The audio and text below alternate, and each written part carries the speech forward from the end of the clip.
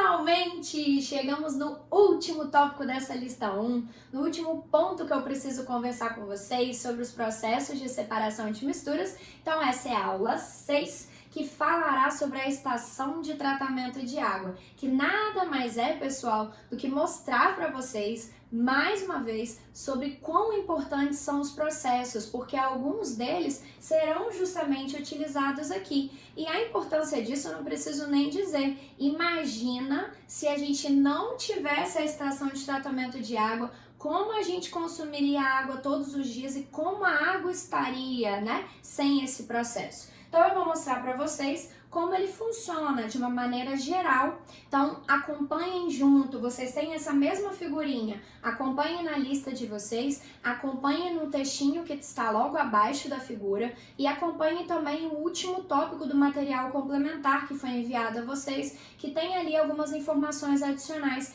necessárias para a compreensão desses processos que a gente vai conversar agora. Então a água, pessoal, que é recebida então dos mananciais, dos rios, é uma água que contém inúmeras impurezas de inúmeros tamanhos e elas precisam sair para que de fato a gente consuma água potável enquanto mistura homogênea. E vocês vão entender o porquê é uma mistura e o porquê é homogênea. Então vamos lá. A água então ela passa por adutoras de captação com bombas para poder impulsionar que a água chegue à ETA, que é a estação de tratamento. Essa água, pessoal, ela vai então ser recebida no primeiro momento, que é por uma bacia de tranquilização. E por que isso? Por que tranquilização? Porque a água, pessoal, ela vem com uma pressão e uma velocidade muito grandes e ela precisa então ser tranquilizada, vamos dizer assim, de reduzir essa pressão e velocidade para que ela passe por cada um desses tanques. O processo leva em média 3 horas e é um processo que precisa ser minucioso para que a água na sua casa ela chegue potável de fato. Então, neste momento, nessa bacia de tranquilização, ela contém algumas grades que vão servir justamente para já conseguir reter sólidos, impurezas de tamanho maior. E neste momento também, algumas substâncias são acrescidas nessa bacia. São 3 substâncias, o sulfato de alumínio, a cal e o cloro. Vou começar explicando um pouquinho sobre o cloro. Vocês estão vendo que tem cloro aqui e tem cloro lá no final também. O cloro, pessoal, ele vai ter funções distintas em cada um desses momentos. Claro que a gente sabe a função primordial do cloro, mas aqui ele tem uma função diferente. E qual é?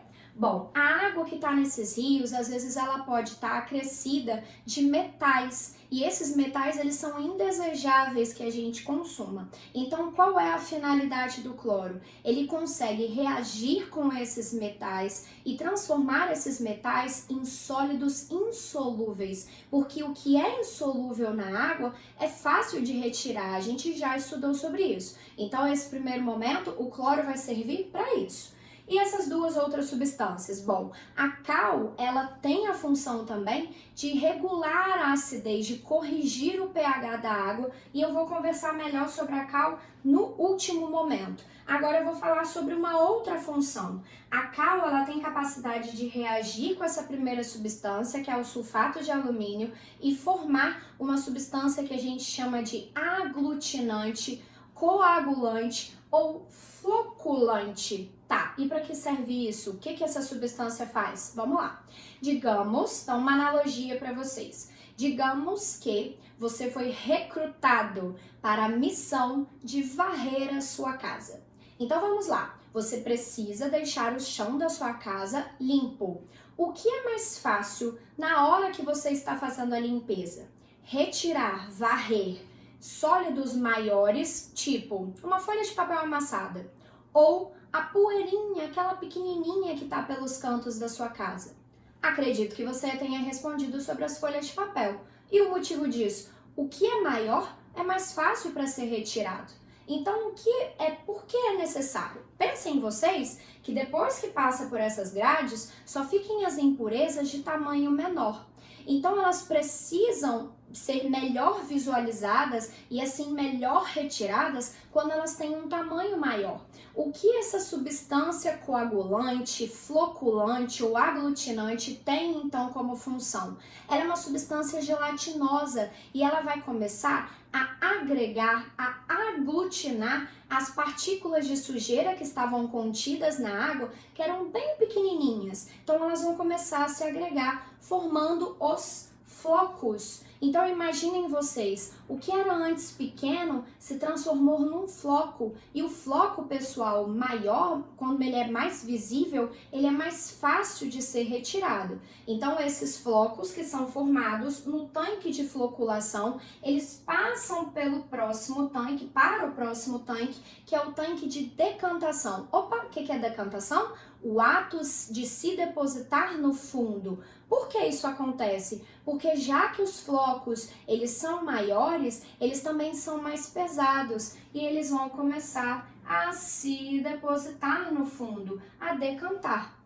Percebam vocês que no momento então em que eles começam a decantar, a sujeira, as partículas de sujeira, elas se separam da água. A água que vai estar aqui, pessoal, nessa superfície, na margem do tanque de decantação, é uma água muito mais limpa. Então, o que eles fazem depois? Para garantir que não tenha mais sujeira nenhuma, eles pegam, coletam essa água que está aqui na superfície e a água ela vai passar pelo processo de filtração. É claro, pessoal, que estamos tratando de materiais porosos muito eficientes nesse quesito, para que a água então ela esteja potável, para que ela não tenha mais nenhum resíduo de impurezas. Mas por que uma mistura homogênea? Bom, no último momento, a água, então, neste último tanque, ela recebe outras 3 substâncias. Quais são elas?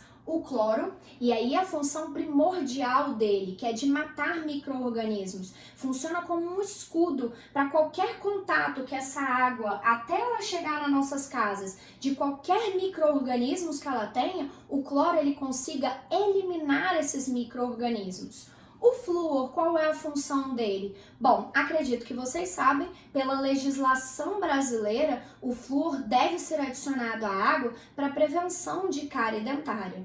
E a outra substância que não está aqui, mas que eu inseri no material complementar de vocês, é a cal, que eu já tinha falado antes aqui no momento que a gente conversou, nesse primeiro tanque, que ela é adicionada novamente, tá, gente? Que é a de corrigir o pH da água, regular a acidez da água. E qual é o motivo disso? Para que não ocorra nenhuma corrosão das tubulações que captarão a água da ETA e levarão às nossas casas. Então ela recolherá, então e levará para as nossas casas. Então essa é a finalidade da cal nesse último processo. Bom, pessoal, então a gente tem de fato a água tratada, a água potável que chega aí na casa de vocês e que vocês podem consumir todos os dias. Então esses são os tanques, esses são os processos e a gente encerra finalmente esses processos de separação de misturas que a gente conversou. E aí então, já que a gente vai finalizar, vamos comemorar. Vou trazer aqui minha aluna, minha principal aluna que está acompanhando a aula todos os dias. Ei, acabamos! Um beijo, pessoal. Até a próxima aula. Tchau, tchau.